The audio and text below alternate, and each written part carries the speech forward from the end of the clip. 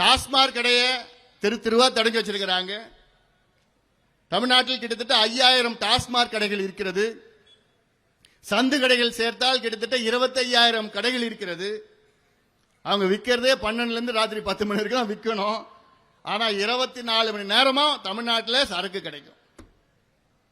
24 மணி நேரம் எங்க போனாலும் எப்படி கிடைச்சிடும், வாங்கிடுவாங்க. சாராய ஆட்சி தான் நடக்குது. அது மட்டும் இல்ல, மோசமா அதை விட மோசம் என்ன, இந்த போதை பொருட்கள், கஞ்சா, அபின், காக்கேன், ஹெரோயின், LSD, ஆம்பிட்டமின், என்னென்ன கிடைக்குதோ, அமெரிக்காவில் என்ன விற்குதோ அது எல்லாமே தமிழ்நாட்டில் விற்கிறது. இதை நான் மட்டும் சொல்லல, எல்லாரும் சொல்றாங்க. எல்லா தலைவர்களும் பொதுமக்கள் எல்லாம் சொல்லிட்டு இருக்கிறாங்க. காவல்துறை தெரியாம யாரும் ஒரு பொட்டலம் கஞ்சா வைக்க முடியாது.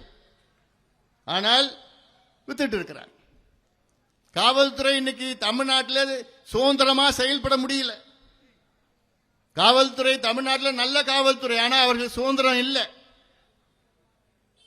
அவருக்கு பல கட்டுப்பாடுகள் இருக்கிறது.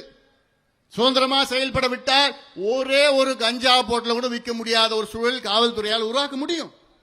ஆனா அதெல்லாம் அங்க இருக்கிற கட்சிக்காரங்க, திமுக கமிஷன், கலெக்ஷன் கமிஷன், இதற்கெல்லாம் ஆட்சி மாற்றம் வேணும். ஏன்னா இது ரொம்ப மோசமா போயிட்டு இருக்கு.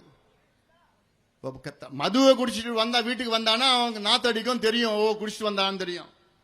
ஆனா போதை மாத்திரையோ போதை பொருட்களோ அவன் சாப்பிட்டுட்டு வந்தானா, ஊசி போட்டு வந்தானா தெரியாது. அப்பா அம்மாவுக்கு தெரியறதுக்கே 1 வருஷம் 2 வருஷம் ஆயிடும். 2 வருஷம் ஆகிறதுக்கு முன்னாடி அவ்வளவுதான், முடிஞ்சு போச்சு, அவன் வாழ்க்கையே முடிஞ்சு போச்சு. தமிழ்நாட்டில் எல்லா குடும்பத்திலையும் இன்னைக்கு பாதிப்புகள் இருக்கிறது. இதற்கு முழு காரணம் யாருன்னா முதலமைச்சர் ஸ்டாலின் அவர்கள். 100% reason for all this CM Stalin அவர்கள்.